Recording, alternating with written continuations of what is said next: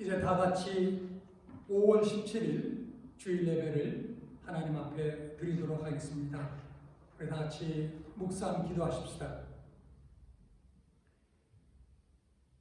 나의 반석이신 여호와를 찬송하리로다. 그가 내 손을 가르쳐 싸우게 하시며 손가락을 가르쳐 전쟁하게 하시는도다. 여호와는 나의 사랑이요 나의 요새시시오 나의 산성이시오 나를 건지시는 이시오 나의 방패이시니 내가 그에게 피하였고 그가 내 백성을 내게 복종하게 하셨나이다. 여호와여, 사람이 무엇이기에 주께서 그를 알아주시며 인생이 무엇이기에 그를 생각하시나이까. 이러한 백성은 복이 있나니 여호와를 자기 하나님으로 삼은 백성은 복이 있도다. 아멘. 영원하시며 전능하신 하나님 아버지, 오늘 또 주님께서 제정하신 주일을 맞이하여 주 앞에 함께 나와 예배할 수 있도록 인도하신 은혜를 감사합니다. 하나님, 오늘도 우리 사랑하는 성도들이 각자 처소에서 주님 앞에 나와 예배할 때에 주님, 성도들의 예배를 주님께서 연락해 주시고 주님께서 영광을 거두시기를 간절히 원하고 기도합니다. 우리 성령님께서 사랑하는 성도들의 마음 가운데 두루 역사하셔서 저들 하여금 신령과 진정으로 예배토록 도와주시고 그러므로서 하나님의 영광스러운 임재 속에서 드리는 이 귀한 시간의 예배가 되게 하옵소서. 우리 주 예수 그리스도의 이름으로 감사하며 간절히 기도드렸사옵나이다. 아멘. 우리 찬송가 79장 찬양하시겠습니다.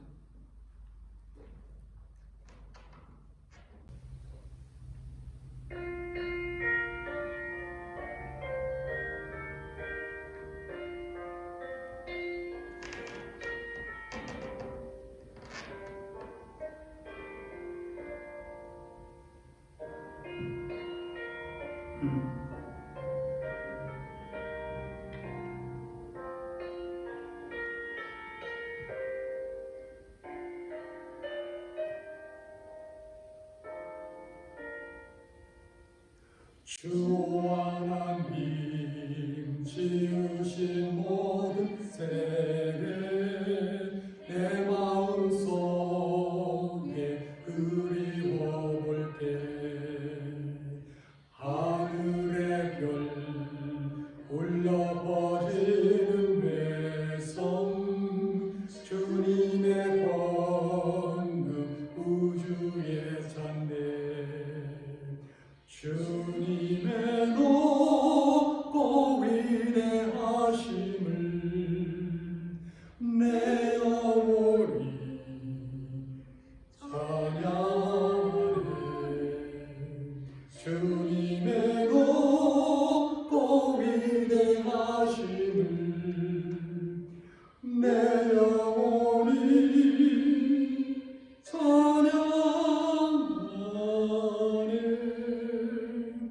숲속이나 험한 산 골짜기에서 지저귀는 저 새소리들과 고요하게 흐르는 시냇물은 주님의 솜씨 노래하노라. 주님의 높고 위대하심을 내 영혼이 찬양하네. 주님의 높고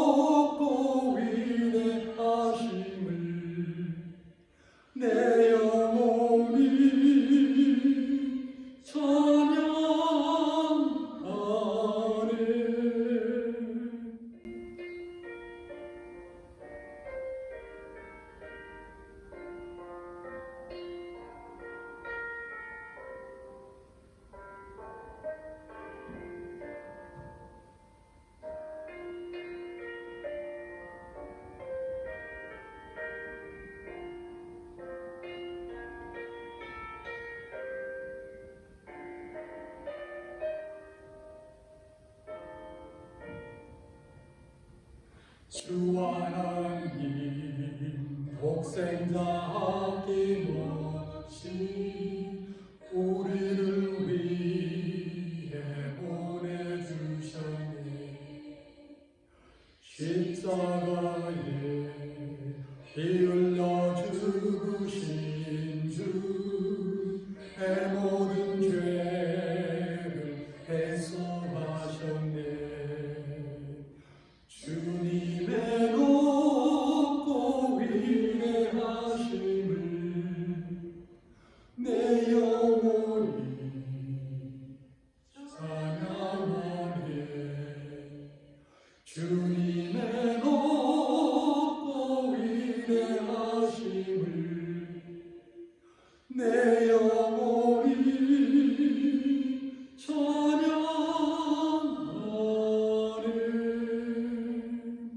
주 예수 세상에 다시 올게 저 천국으로 날 인도하리. 나 겸손히 엎드려 경배하며 영원히 주를 찬양하리라. 주님의 높고 위대하심을 내 영혼이 찬양하네.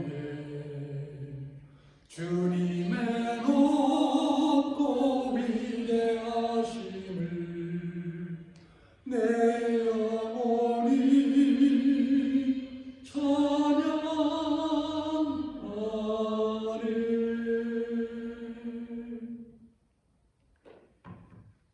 우리 다 같이 사도신경으로 우리 신앙을 하나님 앞에 고백하시겠습니다.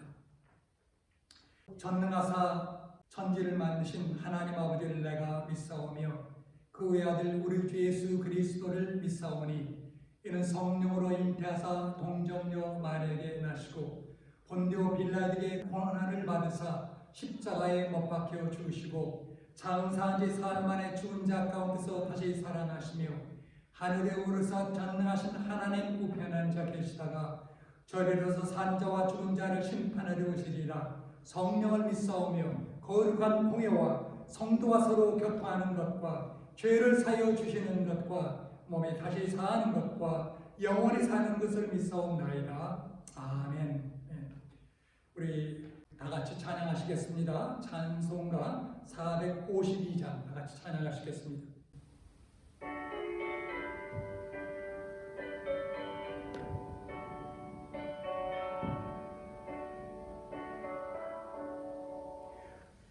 모든 소원 기도의 제목 예수를 담기 원함이라. 예수님 영상 나 입기 위해 세상에 복게 잡네. 예수님 담기 내가 원하네. 날 구속하신 예수님을 내 마음속에 지금 보로사 주님의 영상 인치소서. 무한한 사랑 풍성한 긍휼 슬픈 자 위로 하시는 주. 길 잃은 죄인 부르는 예수 그 영상 담게 하옵소서. 예수를 담기 내가 원하네. 날 구원하신 예수님을 내 마음속에 지금 거둬사 주님의 영상 인치소서.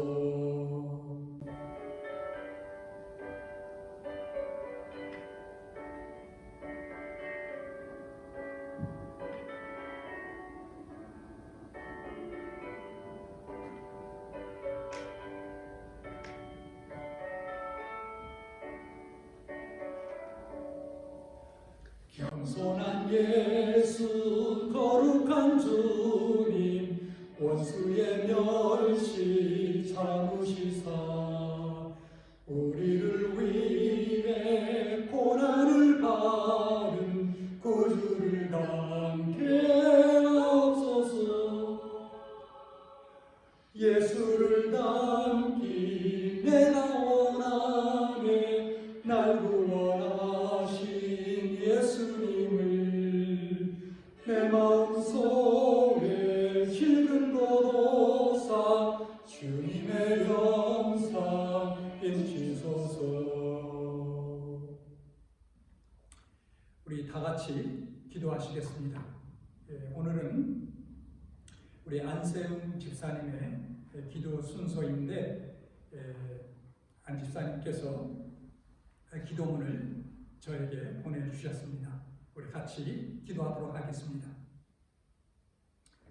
천지 만물을 주관하시고 섭리하시는 전능하시고 영원하신 하나님 아버지, 죄로 인하여 죽을 수밖에 없는 저희들을 사랑하셔서 예수 그리스도의 보혈로 사함받게 하시고 주님의 거룩한 백성으로 삼아주시니 감사드립니다. 오늘도 저에게 거룩한 주일을 허락하셔서 영상으로 함께 예배를 드릴 수 있게 하시니 더욱 감사드립니다. 주님, 그러나 저희들은 주님의 은혜를 깨닫지 못하고 말씀에 순종하여 살지 못했습니다. 또한 베풀어 주신 은혜와 사랑을 값없이 받고 있으면서도 감사할 줄 모르고 살았습니다. 이 시간 저희들의 허물을 고백하고 회개하오니 저희들의 죄를 사하여 주옵소서. 주님, 저희들을 용서하시고 당신의 긍휼 안에서 소망을 갖게 하시고 당신의 선하심 안에서 힘을 얻고 살아가게 인도하여 주옵소서. 하나님 아버지, 저희 주변에는 아직도 주님을 영접지 못하고 죄악 속에 사는 많은 이웃들이 있습니다.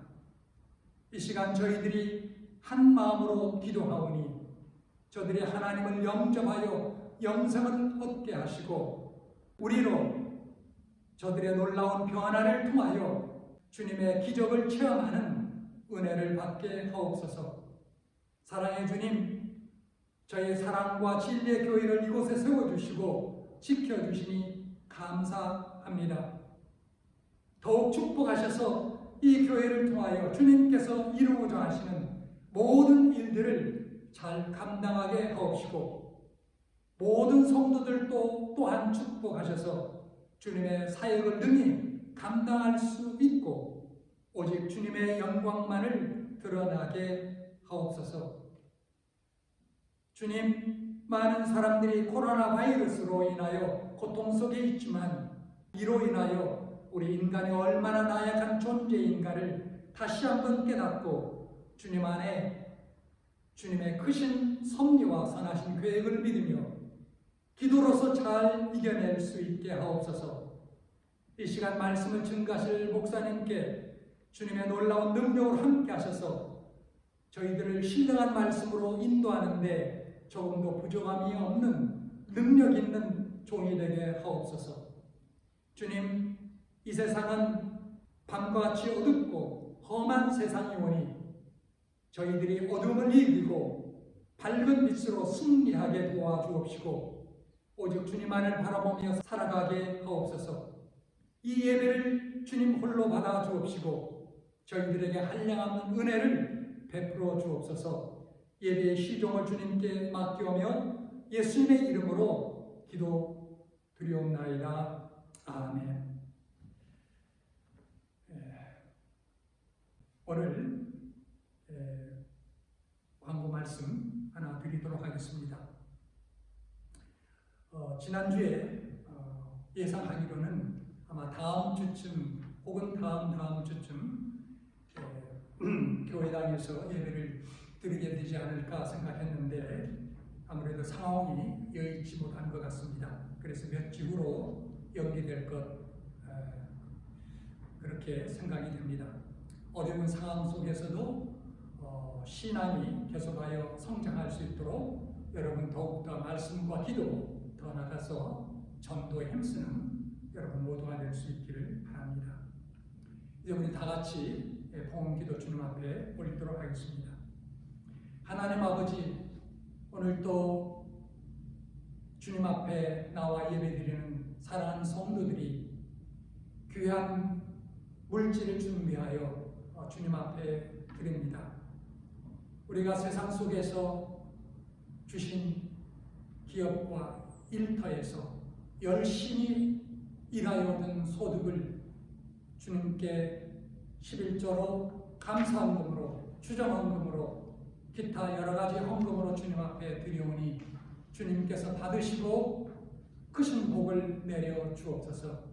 무엇보다도 우리들에게 믿음의 복을 주옵시고 또한 우리의 가정에도 복을 주옵시고 특별히 이 코로나 바이러스로 어려운 이때에 우리의 건강에 복도 주셔서 하나님 영육간에 강건함을 얻고 살아가는 우리 모두가 되게 축복 내려 주옵소서. 주님이 이 물질이 쓰여지는 곳에 주의 영광이 나타나니요 주님의 나라가 크게 확장되게 하옵소서. 우리들의 귀한 자녀를 주님의 손에 의탁합니다. 주님, 저들에게 더욱더 정금과 같은 믿음을 주셔서 하나님 나라에 꼭 쓰임받는 귀한 인재들 되게 축복 내려 주옵소서. 우리 주 예수 그리스도의 이름으로 기도드려서옵나이다. 아멘. 오늘 말씀 누가복음 5장 1절에서 11절까지의 말씀이 되겠습니다. 우리 같이 누가복음 5장 1절에서 11절까지의 말씀을 같이 합독하도록 하겠습니다. 같이 합독하겠습니다. 무리가 몰려와서 하나님의 말씀을 들을새 예수는 게네사렛 호숫가에 서서 호숫가에 배 두 척이 있는 것을 보시니 어부들은 배에서 나와서 그물을 씻는지라. 예수께서 한 배에 오르시니 그 배는 시몬의 배라. 육지에서 조금 떼기를 청하시고 앉으사 배에서 물을 가르치시더니 말씀을 마치시고 시몬에게 이르되 깊은 데로 가서 그물을 내려 고기를 잡으라. 시몬이 대답하여 이르되 선생님, 우리들이 밤이 새도록 수고하였으되 잡은 것이 없지만은 말씀에 의지하여 내가 그물을 내리리다 하고 그렇게 하니 고기를 잡은 것 힘이 많아 그물이 찢어지는지라. 이에 다른 배에 있는 동무들에게 손짓하여 와서 도와달라 하니 그들이 와서 두 배에 채움에 잠기게 되었더라. 시몬 베드로가 이를 보고 예수의 무릎 아래에 엎드려 이르되 주여, 나를 떠나소서, 나는 죄인으로소이다 하니 이는 자기와 및 자기와 함께 있는 모든 사람이 고기 잡힌 것으로 말미암아 놀라고 세베대의 아들로서 시몬의 동업자인 야고보와 요한도 놀랐습니다. 예수께서 시몬에게 이르시되 두려워하지 말라, 이제부터는 내가 사람을 취하리라 하시니 그들이 배들을 육지에 내고 모든 것을 버려두고 예수를 따르니라. 아멘. 하나님의 말씀입니다. 자, 이 말씀 같이 펴놓고 우리 하나님께 잠시 기도하겠습니다. 하나님, 오늘도 하나님께서 주신 누가복음 5장의 이 본문의 말씀을 함께 상고하는 가운데 주님의 말씀의 은혜를 얻기를 원합니다. 성령께서 우리를 깨우쳐 주셔서 지혜로 이 말씀을 잘 알아들을 뿐만 아니라 깨닫게 하시고 또 이 말씀을 우리의 마음에 새기며 담고 그리고 더 나아가서 순종하는 가운데 하나님께 영광을 돌리며 주어진 사명을 끝까지 감당하는 신실한 믿음의 성도들 다 되게 축복 내려 주옵소서. 우리 주 예수 그리스도의 이름으로 간절히 기도드렸사옵나이다. 아멘. 아멘. 오늘 읽은 본문에는 갈릴리 무식한 어부 베드로가 예수 그리스도의 수제자로 부름을 받은 아름다운 이야기가 있습니다. 흔히 세상에서 요행이라는 말을 합니다. 아무개는 우연한 기회에 일확천금을 했느니 아무개는 좋은 사람을 만나 입신 출세를 했느니 하는 류의 이야기입니다. 그런 말을 했다면 베드로는 세상에 다시 없는 여행자일 것입니다. 어느 날 아침 갈릴리 바다에서 우연히 예수님을 만남으로 무식하고 무명했던 어부 베드로는 일약 대사도가 되었던 바탕을 만들었기 때문입니다. 인간 역사가 있고 교회가 존재하는 한 그의 이름은 높은 존경과 추앙을 받을 것이기 때문입니다. 그러나 이런 말은 사실의 한편을 말하는 것뿐입니다. 우리는 소위 요행의 이면을 살필 필요가 있습니다.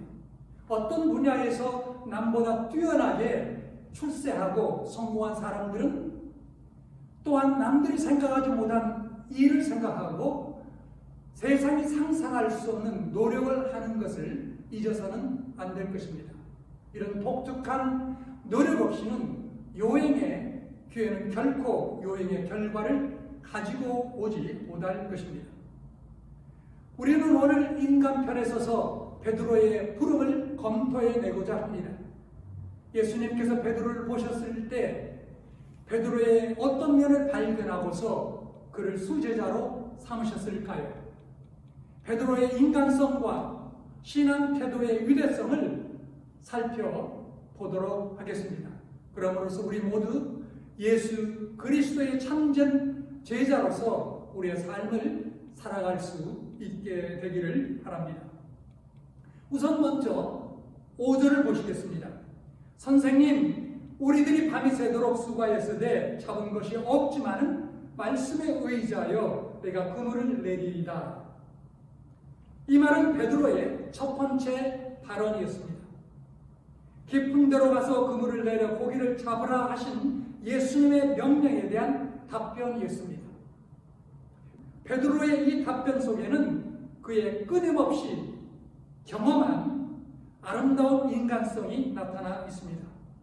그리고 예수님에 대한 그의 순종심이 잘 표현되고 있습니다.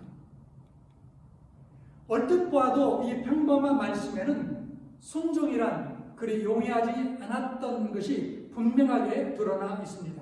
몇 가지로 생각이 됩니다. 첫째, 우리들이 밤이 맞도록 수고하였으되 이 말 가운데 고기잡이는 밤에 하는 것이고 지금은 그 밤이 다 지나가고 아침이 되었다라는 뜻이 밝혀져 있습니다.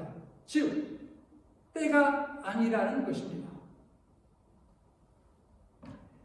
고기를 잡을 수 있는 밤에 잡지 못한 고기가 잡을 수 없는 낮에 잡힐 리가 없다라는 뜻이 내포되어 있습니다. 둘째, 깊은 데로 가서 그물을 내려 고기를 잡으라는 예수님의 명령이 문제였을 것입니다. 바다라고 아무데나 고기가 있는 것이 아니라 고기가 모이는 곳이 있었고 예수님이 명하신 깊은 곳은 그곳이 아닌 것이 분명했습니다.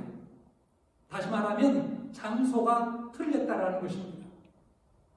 셋째, 베드로 자신은 갈릴리 바다에서 30년이 넘는 동안 고기 잡으러 참배가 굵은 노래는 어부인 반면 예수는 목수입니다. 그것도 젊은 목수입니다.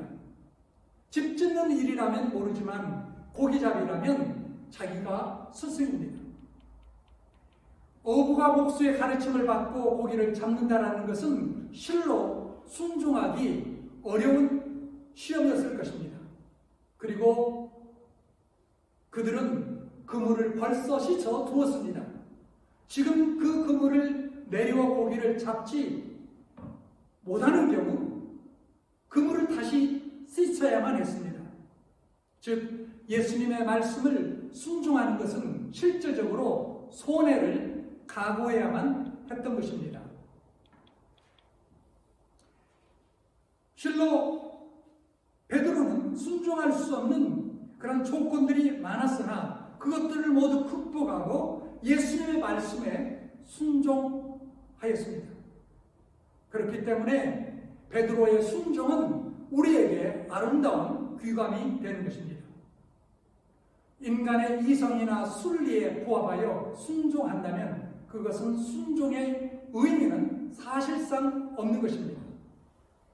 믿음도 또한 그렇습니다. 여러분, 믿음이나 순종이나 내 이성적으로 모든 것이 합리적으로 맞아서 순종하고 믿는다면 그것이 무슨 순종이며 무슨 믿음의 가치가 있겠습니까? 그래서 초대교회 시대에 교배했던 터툴리아는 나는 불합리하기 때문에 믿는다고 하였습니다. 하여튼 하나님은 때때로 우리를 불합리한 궁지로 몰아넣으시고 우리의 순종심을 시험하는 듯 합니다. 왜 그럴까요? 순종이 신앙의 기본 조건이기 때문입니다. 여러분, 주님께 대해 두려워하는 마음을 가지며 주님의 말씀에 순종하는 것이 신앙의 조건이요 본질입니다. 일본의 신학자 야마무르는 어릴 때의 두려움을 모르는 자는 장성하면 무신론자가 된다고 하였습니다.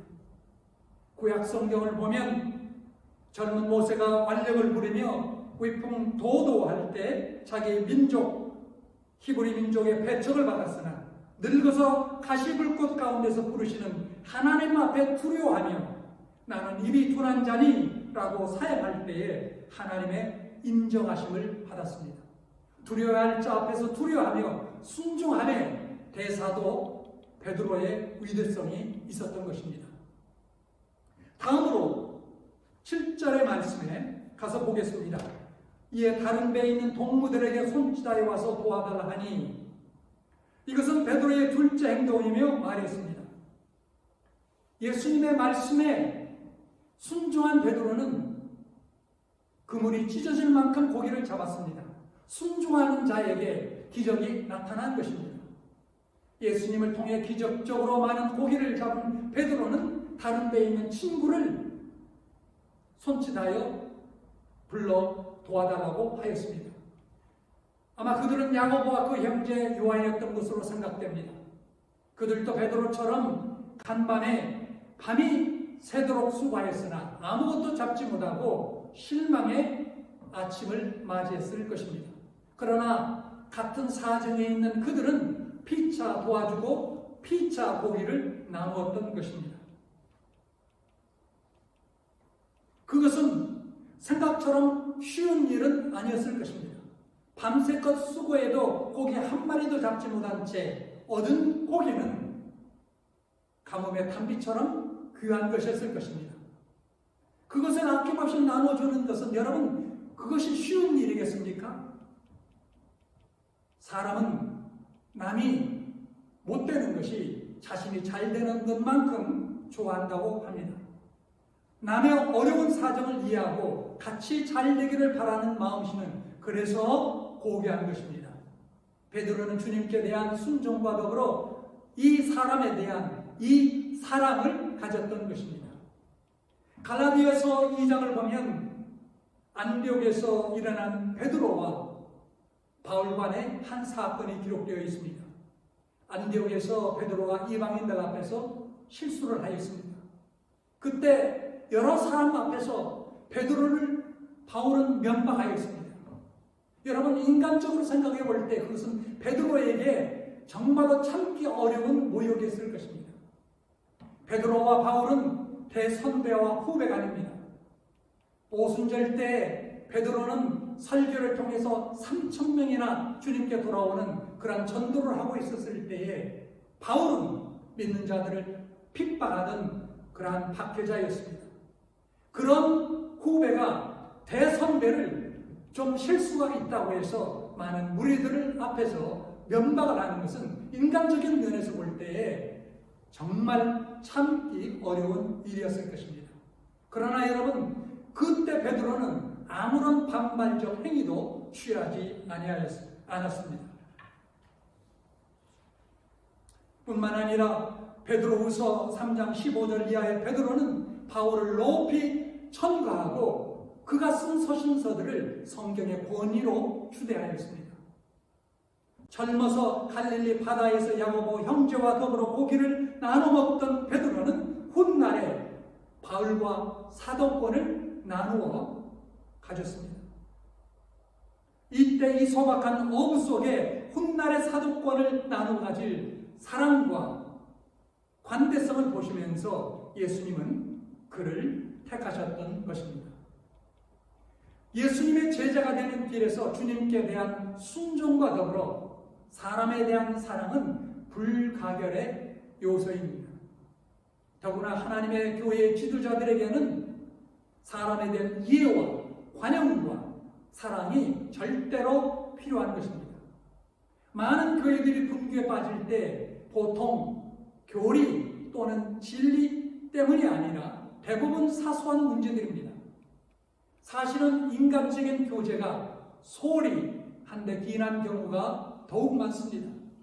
그래서 여러분, 오늘날 교회에 진실로 사람을 이해하고 인간성과 인간성이 교류하는 교제가 절실히 필요하고 요구되는 때라고 믿습니다. 다음으로 9절에 주여 나를 떠나소서라는 나는 죄인으로소이다 라는 말씀을 생각해 보도록 하겠습니다. 이것은 베드로의 세 번째 발언이요 행동이었습니다. 여기에서 그의 신앙이 크게 도약하는 것을 엿볼 수 있습니다. 2배에 나는 고기는 다시 2배에 가득 차서 배들은 물에 잠기게 됐습니다. 인간의 숫자로는 하나를 나누면 반으로 줄어듭니다. 그러나 하나님의 숫자는 하나를 둘로 나누어도 그냥 하나로 남아 있습니다. 베드로는 여기에서 하나님의 세계와 그의 능력을 감지하는 것입니다. 그는 처음부터 예수에게 무슨 신비한 힘을 느끼며 비록 여러 가지 상황은 맞지 않지만 주님의 말씀에 서슴지 않고 순종했을 것입니다. 깊은 데 가서 과연 고기를 잡았을 때 일찍이 경험한 적이 없는 한 이적인 것을 그는 알았을 것입니다. 그러나 이제 2배에 가득 차 배가 된 고기를 보았을 때 그는 놀라서 예수님을 바라보았습니다. 아니, 놀랄 정도가 아니고 경외심에 사로잡히게 되었습니다.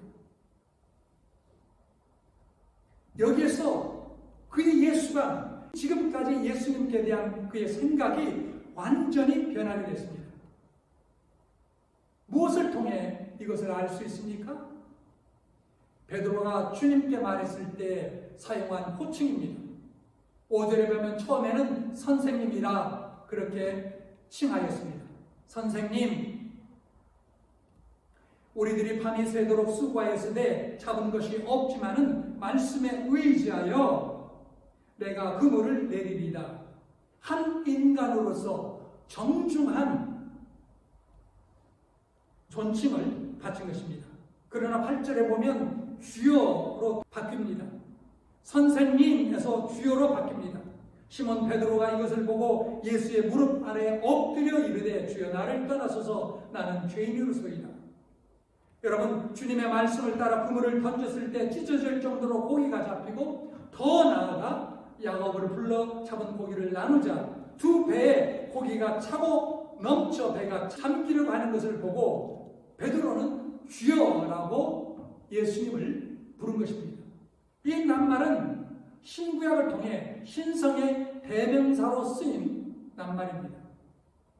예수님을 인간을 넘어서 하나님으로 보았던 것입니다. 여러분은 이제 예수 그리스도를 하나님으로 보고 있습니까? 진실로 그렇게 믿고 고백합니까? 베드로는 기적을 단지 기적으로 보지 않고 그 기적을 통해서 예수님을 깨닫게 된 것입니다. 오늘날 소위 그리스도인들의 맹점이 무엇인 줄 아십니까? 선물을 사준 부모는 잊어버리고 선물에 온통 정신을 잃어버린 아이들처럼 받은 은혜와 복에 푹 빠져서 모든 필요한 은혜를 베풀으신 하나님은 그들의 생각과 시야에서 완전히 사라져버린 채 살고 있다는 것입니다. 그래서 하나님께 감사할 줄도 모릅니다. 자기가 잘나고 능력이 있어서 그렇게 잘 나가고 있다고 착각하며 산다는 것입니다. 과거에 이스라엘 백성들도 사실 그랬습니다. 애굽의 종살이에서 벗어나 젖과 꿀이는 가나안 복지에서 잘 살게 된 것이 자신들의 잘남과 노력을 통해서 착각하며 살 것임을 하나님께서는 미리 알고 계셨습니다. 그래서 하나님께서 모세를 통하여 이스라엘 민족에게 가나안 땅에 들어가기 전에 경고의 말씀을 주셨습니다. 신명기 8장 12절에서 13절, 17절과 18절 이 말씀을 같이 함께 읽어보도록 하겠습니다. 내가 먹어서 배부르고 아름다운 집을 짓고 거주하게 되며 또 내 소와 양이 번성하며 내 은금이 증식되며 내 소유가 다 풍성하게 될 때에 내가 마음에 이르기를 내 능력과 내 손의 힘으로 내가 이 재물을 얻었다 말할 것이다. 내 하나님 여호와를 기억하라. 그가 내게 재물 얻을 능력을 주셨습니다. 여러분, 기적과 같은 하나님의 은혜를 받았다면 베드로처럼 그 은혜 속에서 하나님을 인정하고 그분께 감사드리며 사는 참 성도 제자들이 될 수 있기를 바랍니다. 그럼으로써 하나님의 크신 은혜와 복은 지속되는 것입니다. 여기에서 우리가 절대 간과할 수 없는 정말 중요한 사실 하나가 있습니다. 그것은 베드로는 그의 예수관이 변하는 순간 그의 자아관이 또한 변했다라는 사실입니다. 제한된 뱃속에서 무제한으로 늘어난 고기를 바라보며 베드로는 자기의 제한된 세계에 밀려오는 예수님의 무제한적인 능력을 경험하면서 감당할 수 없는 심정으로 주여 나를 떠나소서 나는 죄인이로소이다 이렇게 고백한 것입니다. 그것은 실로 신기한 일이었습니다. 여러분 보십시오. 예수님께서는 이 사건의 과정 속에서 한 번도 베드로의 어떤 죄를 책망하신 적은 없었습니다. 사실상 그의 호흡을 축복하셔서 많은 고기를 잡게 하셨습니다. 그런데 이 풍어를 맞이한 베드로는 꿇어 엎드려 주여 나는 죄인으로소이다 하는 것입니다. 여러분, 우리의 비즈니스가 잘 돼 큰 이득을 얻게 됐을 때 혹은 내가 계획했던 어떤 일이 뜻하지 않게 대박을 터뜨렸을 때 여러분 무엇을 하겠으며 어떤 태도를 취하겠습니까? 12조를 바치고 감사언급을 하고 가난한 이웃을 도와주면 여러분 그거 거의 다 된 일 아니겠습니까? 그런데 여러분 이런 경우에 홀로 기도의 제단을 쌓고 주님 앞에 나는 죄인으로소이다 라고 깊은 고백을 드릴 성도들이 얼마나 있을까요? 보십시오. 여기에 베드로의 위대성이 있고 그가 배의 사도가 될 요건이 있었던 것입니다. 그는 물질의 문제를 초월하여 자기의 심령의 문제를 살피고 앞세웠던 것입니다. 옛날 헬라 아덴의 델피 신전에서 새겨진 교훈은 내 자신을 알라라는 것이었습니다. 그것이 헬라 철학자들의 목표였고 소크라테스는 이 교훈을 따라 나는 아무것도 알지 못한다라고 하였습니다. 지난 20세기에 시작된 실존주의는 인간의 실존을 캐내려고 무척 애를 썼습니다. 그래서 캐낸 인간의 실존은 뭐였습니까? 바로 위기에 처한 고독이었습니다. 인간은 위기에 처한 고독자라는 사실이었습니다. 그러나 여러분 여기에 인간의 궁극적이며 진정한 자아 발견이 있고 실존이 있습니다. 그것은 바로 나는 죄인으로소이다 라는 것입니다. 그것은 여러 철학적 방식을 통해서나 실존적 인간성 탐구에서 온 것이 아니라 예수라는 진정한 대상과의 만남에서 오는 것입니다. 사람은 참 신성을 발견하기까지 참 인간성을 알지 못합니다. 하나님의 무제한의 세계에 접하기까지 인간의 제한의 비애를 모릅니다. 진정한 예수 그리스도관이 확립되고 그분의 신성의 빛 아래 비출 때 진정한 자아, 내가 누구인가를 발견할 수 있는 것입니다. 성 어거스틴은 자기 방벽에다 시편 51편을 써붙여두고 매일 그것을 읽고 자기의 젊은 날의 죄악을 뉘우쳤다고 합니다. 마틴 루터는 깊은 죄악감에 노상에 졸도하였다고 합니다. 덴마크의 계획자 그룬프릭은 죄악에 고민해서 병들어 거의 죽게 되어 그의 고향으로 은퇴한 적이 있었다고 합니다. 사도 바울은 나는 죄인임다를 넘어서서 죄인 중에 내가 괴순이라고 고백하였습니다. 사랑하는 여러분, 그대로 그리스도의 일꾼으로 부르심을 입은 자들은 예 없이 이런 심각한 죄악의 고민을 겪었습니다. 그 죄악감이 심각할수록 은혜의 깊은 자리로 나아갈 수 있었습니다.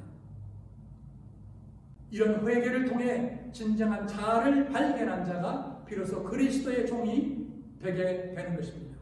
진실로 나는 죄인으로서이다 라는 말은 그리스도의 참된 종, 예수 그리스도의 제자가 되는 기본적인 조건인 것입니다. 끝으로 11절에 기록된 모든 것을 버려두고 예수를 따르니라는 말씀을 생각해 보도록 하겠습니다. 그것은 그리스도를 만난 결과이며 그의 제자로 부르심을 받은 결과입니다. 그는 모든 것을 버렸습니다. 아니, 버릴 수가 있었습니다. 배도 그렇고 그물도 그렇고 그렇게 해서 잡으랬던 고기도 그의 일체를 버린 것입니다.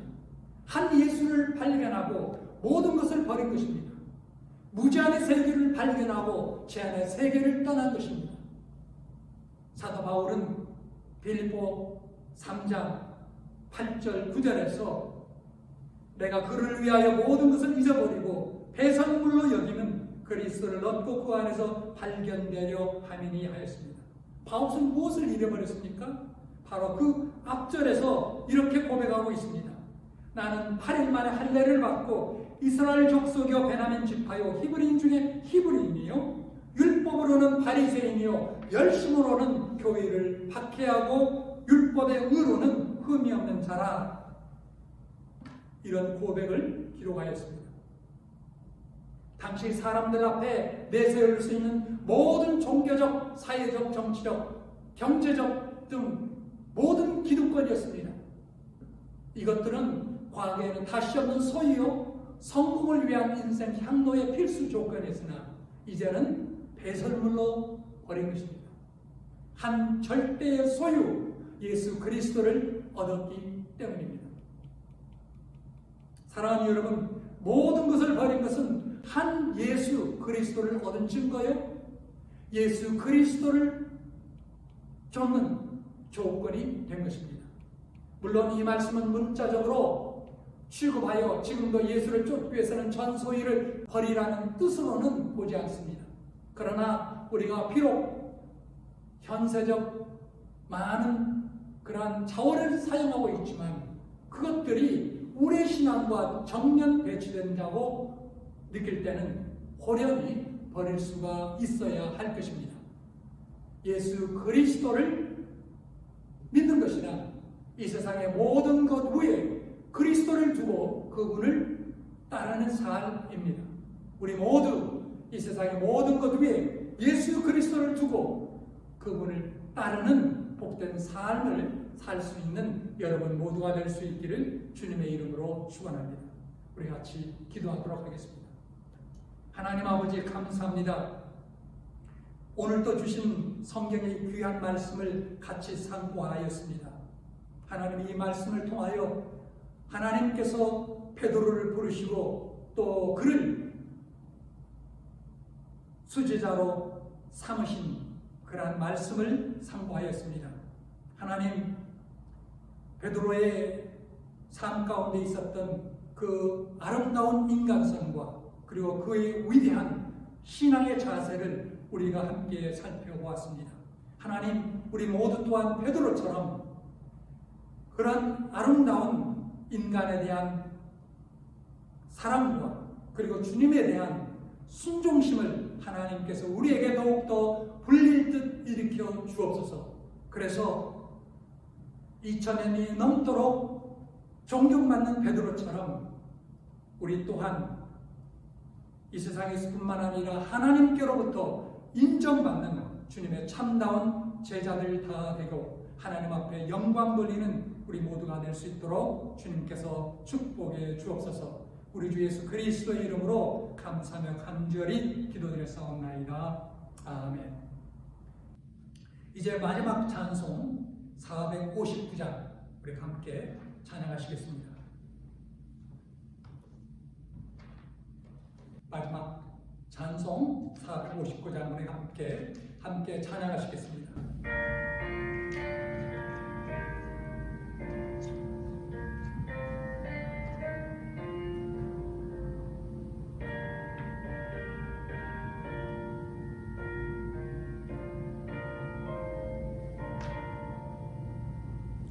누가 주를 따라 섬기려는가? 누가 죄를 떠나 주만 따를까? 누가 주를 섬겨 남을 구할까? 누가 주의 길을 따라 하려나? 조르심을 받아 주의 은혜로 주를 따라오네. 주만 따르네. 세상 영광 위에 다름 아니요. 크신 사랑임에 주만 따르고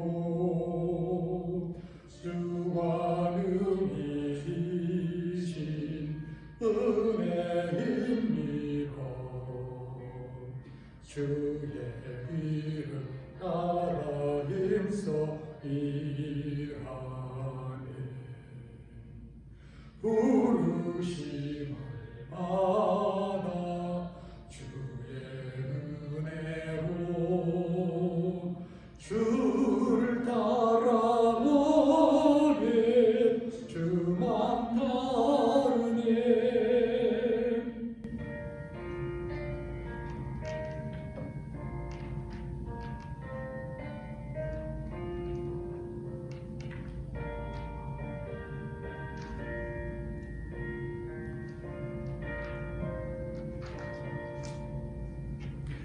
환난 핍박 많고 원수하나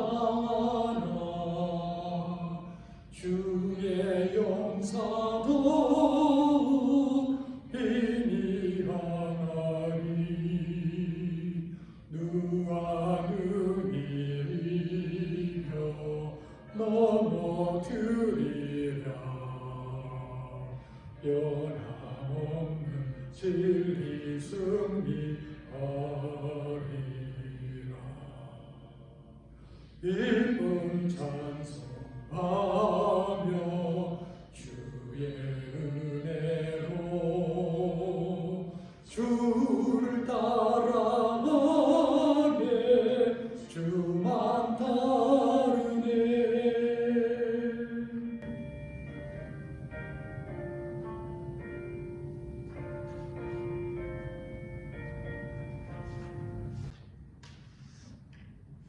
우리 같이 기도하시겠습니다. 이제는 우리 주 예수 그리스도의 은혜와 하나님 아버지의 무한하시고 극진하신 사랑과 성령님의 교통 교제 인도 보하시니 예수 그리스도의 참 제자가 되어 우리 이웃을 사랑하는 마음과 그리고 우리 주 예수 그리스도를 믿음으로 순종하며 따르고자 다짐하며 헌신하는 모든 믿음의 권속들과 우리 사랑하는 자녀들 위해 지금으로부터 영원토록 함께 하시기를 주님의 이름으로 간절히 축원하옵나이다. 아멘. 예배는 이것으로 마쳤습니다. 한 주간도 주님과 함께 동행하시는 여러분 모두가 될 수 있기를 간절히 기원합니다. 감사합니다.